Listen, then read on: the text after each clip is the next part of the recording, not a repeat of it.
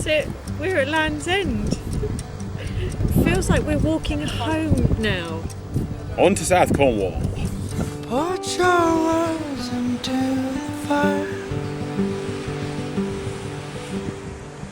Well, another classic campsite, 10 minutes out of Land's End Hotel. Gorgeous cliffs. I hope they're not too windy in the night. I've had to promise Jill that for all of these wacky campsites you can have a normal flat campsite. Rise up in the air. In a cloud of smoke and smoke. Good morning. Welcome to South Cornwall. I think we've lost that cold Atlantic wind now. Feels milder already. Word on the street is we've got palm trees, rum and coke bars every mile, girls in hula skirts greeting us. It sounds great to me. We'd better get going. And I'll sit down beside you now. Lean our heavy hands on the weight of the things that I left unsaid. Don't worry about it now. 'Cause in the morning it will all just be ashes on the ground.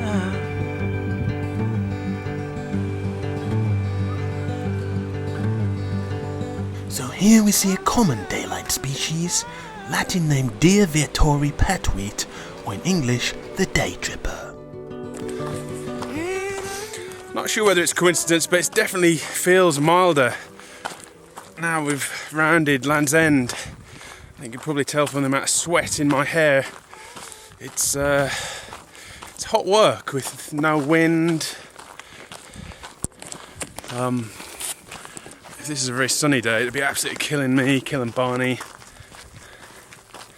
But yeah, if you've ever read 500 Mile Walkies by Mark Wallington, he summarises pretty much the same kind of things. He gets a real speed on around the corner, all gets really easy, palm trees growing. So yeah, we'll see how long it lasts. I'm sure the hills will come back very shortly. Hidden you inside.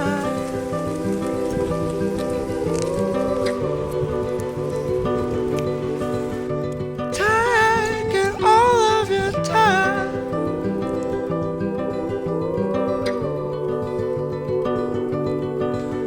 On this warm summer night, put your words down in the fire.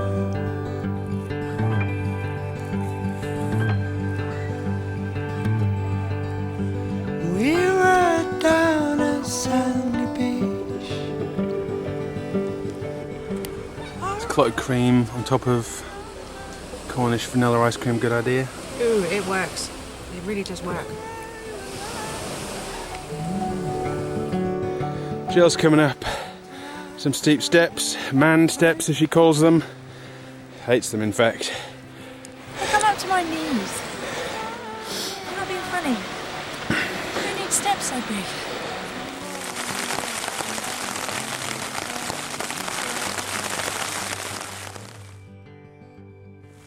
So rain halts the hike this morning. Probably the wettest day we've had on the trip so far. We've been lucky really, 4 weeks in, and haven't really had anything too bad, but yeah, with the hotel booked in 3 days, we've still got to get through 4 or 5 map pages. We're just going to have to do the best we can in this lot. So what's been on your mind?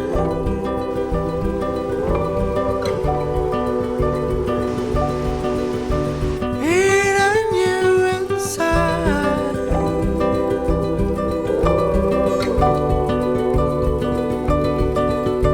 Taking all of your time.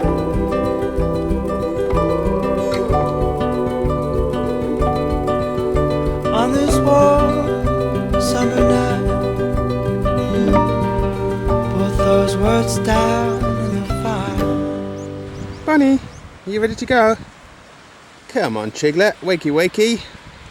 Got a long day ahead of us. So if we're wild camping and we use up all our bottled water, we usually have to stop at a stream, and we've got this useful little gadget called a Steri pen, and it basically just zaps all the bugs in the water, if there are bugs, with an ultraviolet light. I'm not sure if you can see that on camera. Takes about a minute and a half to do about a litre of water. But yeah, I think most of the streams around here are fairly good, where they come from hillside springs, but you do not want diarrhea on this trail, so it's better to be safe than sorry, I think. Time was running fast.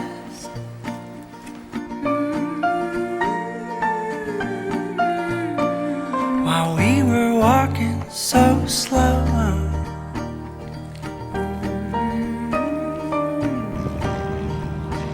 Well, I watched us grow and grow. Carried our love in cups to go. So tall our heads did seem, and trouble seemed so small. Outgrew all the doors and walls, but we never needed early bird for ends to meet again.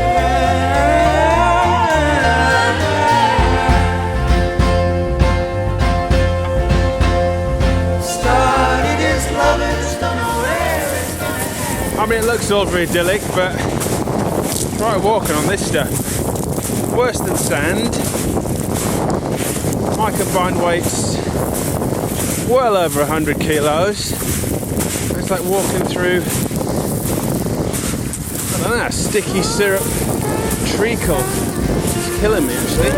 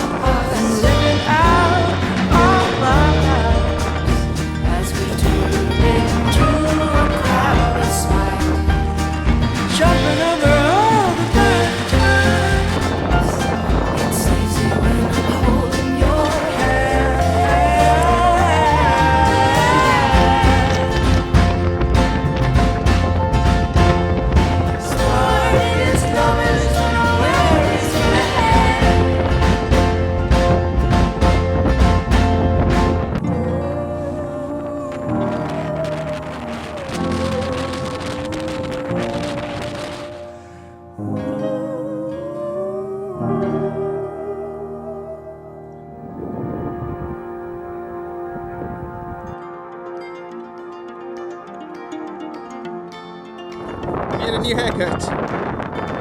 And we scalped you, perhaps. That should serve him well for these hot days.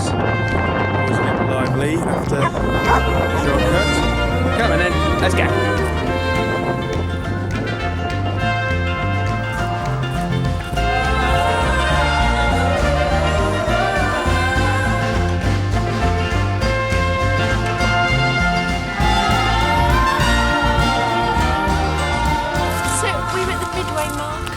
Portallo, 315 of the 630 miles done. People are asking us, are we still enjoying it? Are we finding it easy or hard? I mean, the answer to all these questions is yes and no. Sometimes we really enjoy it, and other times it's incredibly hard. Sometimes your pack feels like a day pack, and sometimes it literally feels like it's driving you into the floor and everything hurts. By week 3, I felt like I've been hiking my entire life. But now at the halfway point, it really feels like we're going home now, like it's coming to an end. Yeah, we're in a bit of a routine now. You've got to have the rest days just to get your mojo back. So that's been helpful, staying in some very pretty little towns and villages. And then it's just a hard week of hiking. I think we've probably seen the worst of the hills in North Devon. The last few weeks have been fairly easy going, to be fair. But yeah, who knows what's coming next. We've got the rest of South Cornwall to do. Jump over to Devon at Plymouth, and hopefully that'll deliver some more South West Coast Path goodness.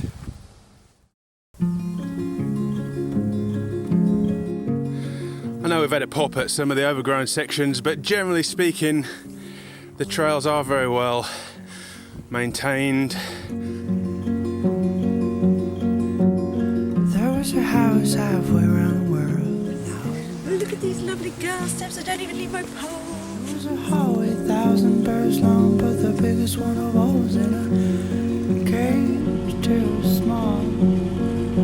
I asked the caretaker, cause he was a maker. Looked at me and laughed, took another sip from his glass. He said, open up your ears and hearts. You put a big bird in a small cage and sing you a song that we all love to sing. So we're coming towards the end of Cornwall. It's probably about time we put these pasty wars to bed.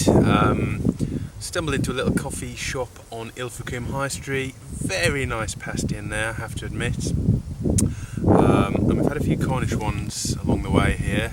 But this is from a place called Warren's, claiming to be the oldest Cornish pasty maker in the world. Not sure whether that's true or not.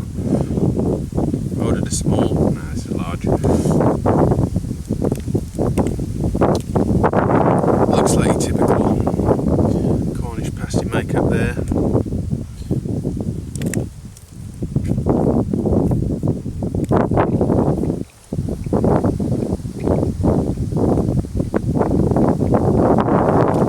That is good. It's juicy, it's got a good steak to veg mix, and most important of all, it's quite peppery, which is an absolute must for me. So, how does that stack up? Still going to give it to North Devon, I'm afraid. There was something about that pasty which was kind of, it had a gravy, maybe a little bit more meat in it than veg, but that is a very good example, I must admit. To the sound of the bird that mourns.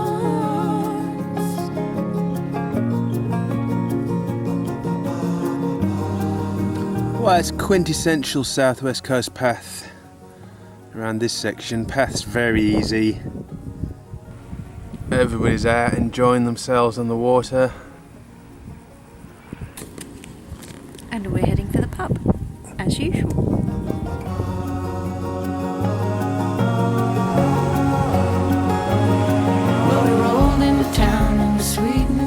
So we've stumbled onto Porthbean Beach. Normally at this time of night in South Cornwall there's 10 or 15 people mooching around for your dog walkers, but for some reason this one is deserted, and look at how splendid it is.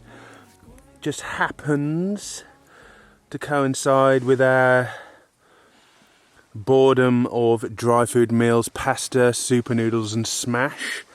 So we've spoilt ourselves a little bit with some hot dogs tonight. I think we're going to enjoy the view. Songs would begin. You open up your ears and hearts. You put a big bird in a small cage and sing you a song that we all love to sing along. To the sound of the bird that mourns. Second hottest day we've had on the Southwest Coast Path after 35 days. Weather report says like 16, but it feels more like 20. There hasn't been a cloud in the sky all morning and early afternoon. Barney's taking shade at every opportunity. It's also a really hilly day. So many ups and downs, and that's really tough in this heat. Oh man, these hills, they're back.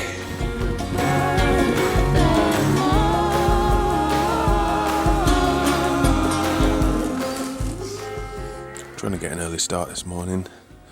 Got accommodation booked in a couple of nights and miscalculated the number of days needed.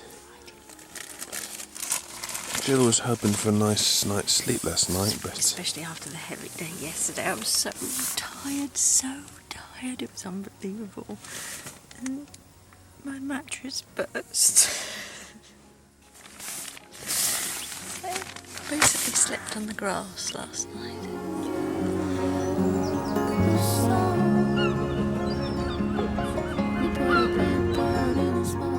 How to spoil a pretty little bay. Stick about 200 caravans on it. You put a big bird in a small cage and sing your song. Yeah, lovely flat walk around Carlion Bay, down a golf course. Very enjoyable hiking. And then you come into this strange place, Parr, which is some sort of drying facility. I saved the images of walking through it. It was a little bit like some sort of wasteland. But yeah, that's probably the oddest place we've hiked around. And as Mark Wallington suggests, there's a luxury camping caravan place right next to it, with its noises and plumes of smoke. A bit interesting.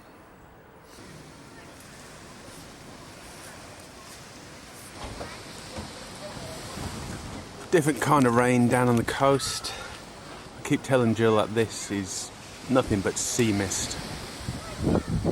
Or heavy sea mist. Not yet.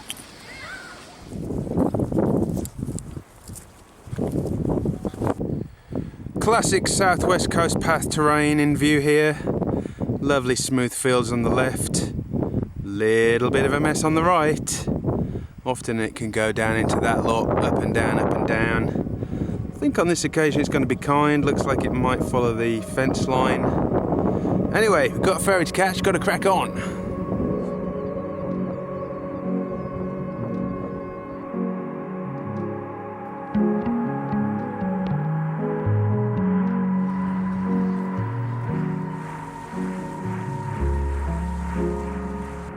Back in town, your days getting longer. There's a yellow glass dragon who's chasing you around. Sit your head on some Well, this is the latest we've ever left. Finding a campsite. Camping site in Paul Ruin is full, called ahead. So we chanced it and actually found a nice little place in a little section called the South Downs. Looks, fairly public. It's not farmers' land. Beautiful full moon. See campfires down on the beach. We were thinking about that option, but somebody's beat us to it. But no, can't complain. We're going to be in and out of here. We're going to be up early, and we're going to be having a rest day in Polperro. So yeah, I think we'll have a good night.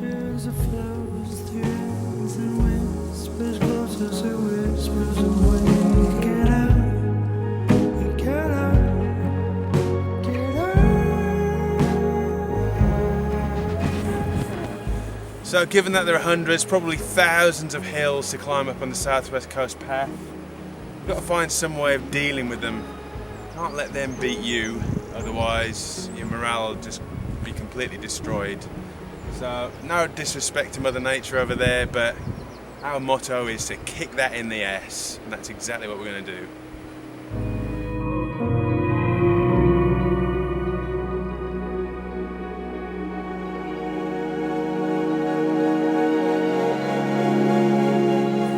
Verdict?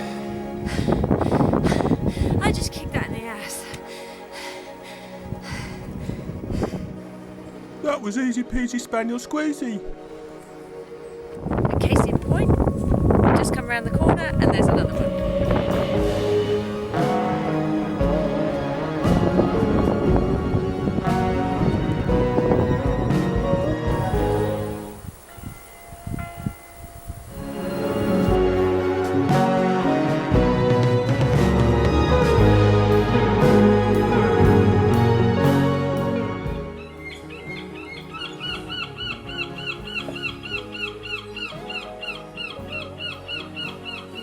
Right on cue at 5:50 a.m. the Polperro Seagull Alarm Service. That's with the window shut.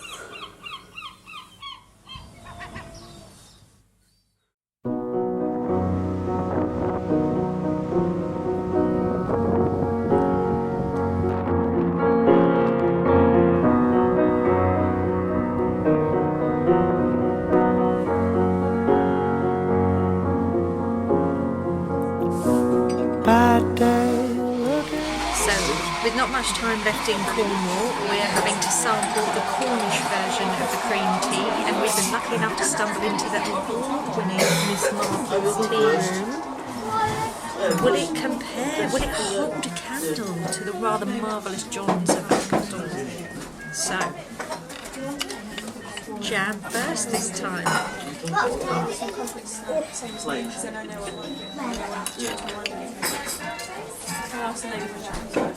Sorry, Dad, I won't do that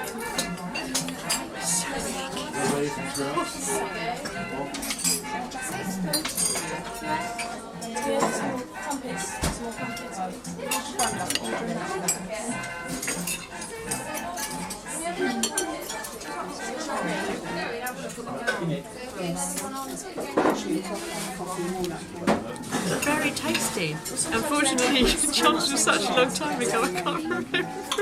Oh dear. So into the second scone, on balance, there really is no difference between Devon and Cornwall, apart from the way you assemble it.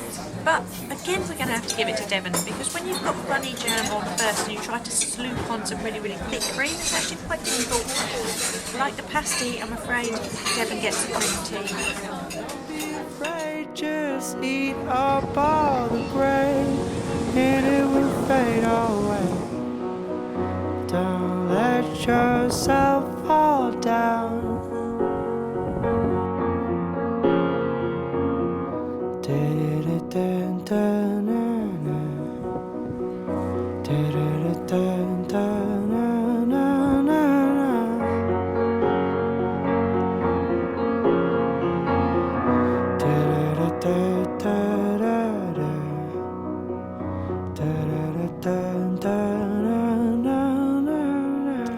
So, final campsite in Cornwall. Found a nice little wild spot on Ramehead Common just before we get into Plymouth tomorrow.